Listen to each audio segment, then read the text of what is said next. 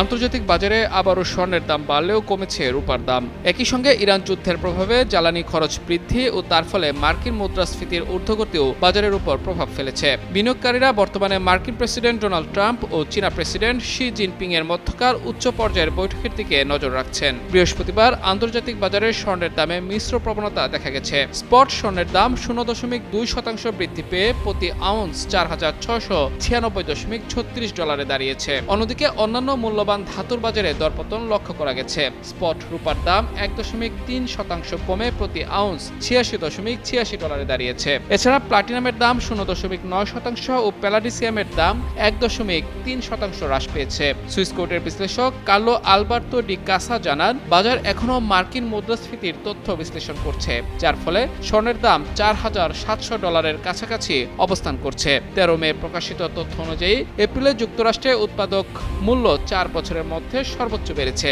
এর আগে 12 মে বার্ষিক ভোক্তা মুদ্রাস্ফীতিও 3 বছরের মধ্যে সর্বোচ্চ বৃদ্ধির রেকর্ড করে। মুদ্রাস্ফীতি স্বর্ণের জন্য ইতিবাচক হলেও এর ফলে সুদের হার কমার সম্ভাবনা অনেকটাই ক্ষীণ হয়ে এসেছে।